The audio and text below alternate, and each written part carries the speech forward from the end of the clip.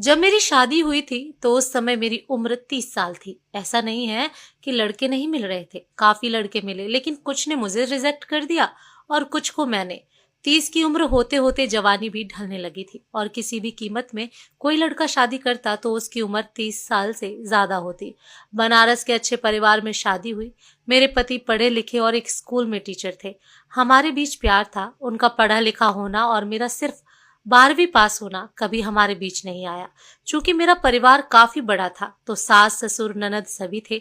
सारा दिन काम करने के बाद जब मैं अपनी बहन और भाई से फोन पर बात करती तो वो मुझे बोलते कि तुम अपना ध्यान दो, सिर्फ काम मत करो, तुम्हारी शादी की गई है, तुम कोई नौकर नहीं हो।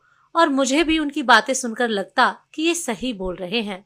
ये सिलसिला 1-2 महीने चला और उसके बाद अचानक से मेरे पति घर पर आते और बोलते कि अपनी बहन और भाई से कम बात किया करो। मैंने बोला क्यों, क्या हो गया ऐसा? इस पर वो कुछ नहीं बोले। लेकिन जब वो स्कूल जाते तो अब मैं रात की जगह दोपहर में ही उनसे बातें करती। 4-5 दिन बाद वो फिर से मुझे मना किए और इस बार कहा कि ये घर तुम्हारा है, तुम्हें जैसे रहना है रहो, लेकिन किसी बाहरी का इंटरफेयर मुझे बर्दाश्त नहीं रहेगा। जब मैंने अगले दिन ये बात अपने भाई और बहन को बताई तो वो भड़क गए और बोले तुम बोलो तो अभी घर आके उन्हें बताते हैं। काफी भला बुरा बोला। यहाँ तक बोला कि तुम्हें कोई दिक्कत है तो आ जाओ यहाँ वापस। अगली सुबह पति ने मुझसे मेरा फोन ले लिया और बोला आज के बाद तुम अपने मायके वालों से बात नहीं करोगी। मुझे लगा कि मैंने घर पे सब बात बताई है। हो सकता हो मेरे भाई और बहन ने इन्हें उल्टा सीधा बोला हो। इसके अलावा मेरे पति ने और कुछ नहीं बोला।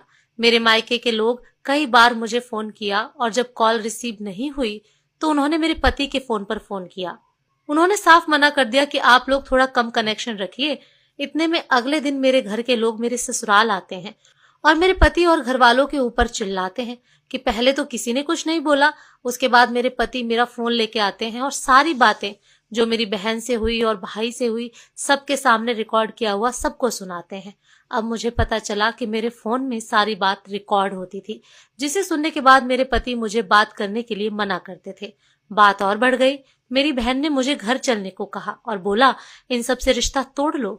मेरे पति ने बोला ये घर तुम्हारा है, लेकिन मैं तुम्हें जबरदस्ती नहीं रोकूंगा।